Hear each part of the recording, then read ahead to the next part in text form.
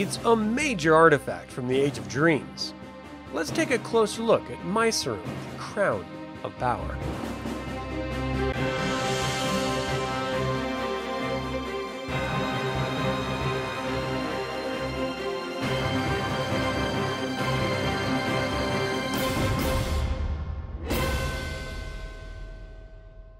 Welcome to another DragonLance Saga episode. My name is Adam, and today we're going to talk about Miceram, the Crown of Power.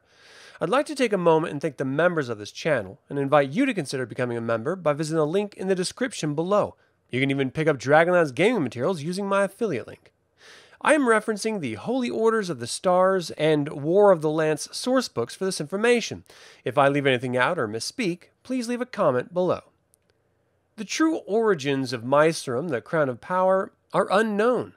However, it is widely believed that it originates with Takhisis' chosen children, the Ogres, from the Age of Dreams. This would suggest that it was always a crown under Takhisis' dominion, though the history of the crown includes those of good divinity wielding it prior to the Cataclysm.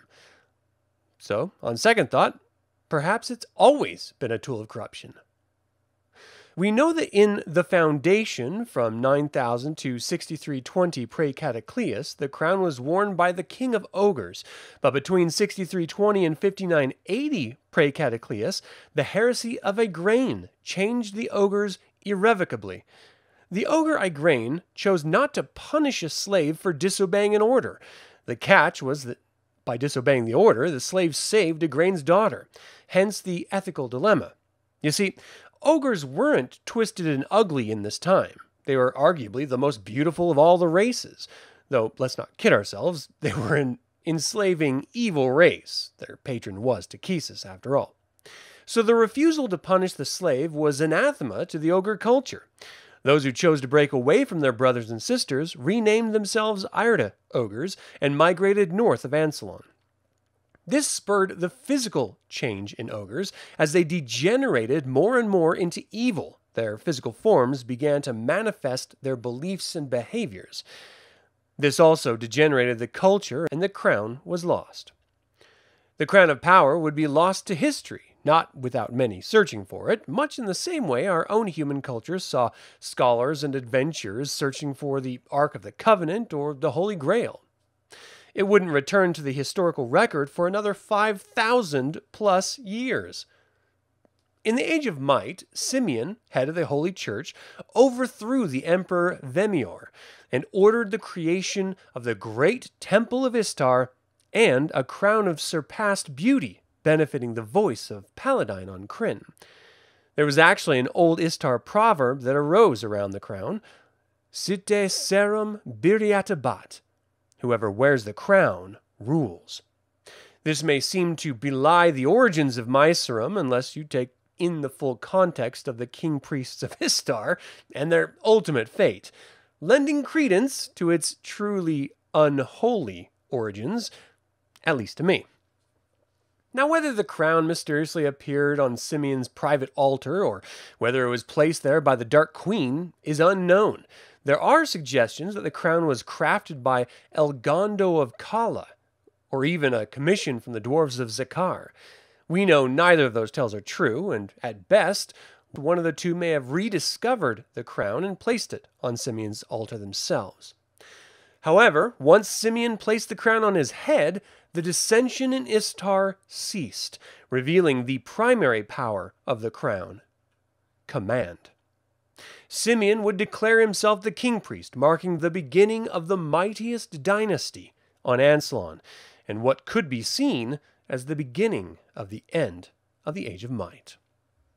For the next century and a half, Miceram passed from king priest to king priest, until Visari I died without an heir in 120 Prae Cataclius. 3 clerics would vie for control, erupting in war. One of the clerics, Prae, was declared heir, albeit in private, and took Miceram into hiding. He schemed to rediscover the crown, thereby winning the war and becoming declared by all the next king priest. Only destiny had another plan. Prae would die in the campaigns, and Miceram would remain in the catacombs beneath the city of Govina for a century. In 39 Prae Cataclius, Beldin of Carolise with Cathan recovered Miceram. Beldin renamed himself Beldinas Lightbringer and marched on the capital, overthrowing the tyrant Kurnos the Deceiver. This is where we see the true evil genius of the Crown of Power, for as the king priest continued to utilize his power for good, it actually corrupted him. He would stand against the gods he once worshipped, causing the Cataclysm. It is here that the crown once again was lost to history, at least for a while. Now, our history of the crown states that Takhisis claimed it and twisted it to evil. But I believe the history reveals the truth that she simply reclaimed what was already hers. And when her schemes were set for her entering Krynn, she gifted Miceram to Ericas, declaring him emperor in the time of dragons in the Age of Despair around 332 Alt Cataclysm. Ericas would wear the crown to great effect, controlling the various dragon armies and their high lords, until Raistlin Magir provided an opportunity for Tanishath Elven to kill Ericas, claiming the crown of power for himself. Instead, he threw it into the masses of gathered dragon armies and was ultimately retrieved by the Death Knight Lord Soth for Kitiara Uthmatar. Kitiara would use the crown to control the dragon armies, but after the Blue Ladies' War, it would return to obscurity, never to be seen again. Whether Miceram, the Crown of Power, will return in the Age of Mortals is unknown, but I would hedge a bet that with the death of Takhisis, the crown's true master, it'll remain lost to history. Now, the crown was made of bright gold, intricately carved with twisting designs and lined on the inside with red velvet. Its cap rose to a high point with 10 more points spaced evenly around its rim. Each of those tips were adorned with large blood-red rubies, the center ruby being the size of a hen's egg. Each shone with an inner silver glow. Its most prominent power is control over those around it. It is also imbued with spells of divine protection and wrath known only to the wearer. It's known to greatly enhance the divine power of the priest wearing it, as well as reveal new powers as needed telepathically.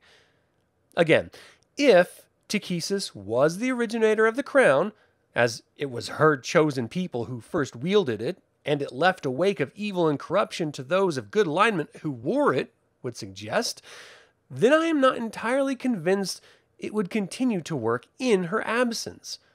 I also wonder if this is even a proper artifact with its own inherent properties, or merely a token that connected the wearer to Takhisis' will. I don't suppose we'll ever know, as it's widely accepted to have been an artifact of good that was twisted to evil. But that is all I have to say about Miceram, the Crown of Power. I hope you enjoyed the information. Do you think Miceram was ever a good artifact? Do you think it will pop up in the Age of Mortals? And finally, would you ever use the Crown of Power in your home campaigns? Leave a comment below. I'd like to take a moment and remind you to subscribe to this YouTube channel, ring the bell to get notified about upcoming videos, and click the like button. This all goes to help other Dragonlance fans learn about this channel and its content. Thank you for watching. This has been Adam with DragonLance Saga, and until next time, remember, a chap who can point at you and say die has the distinct advantage.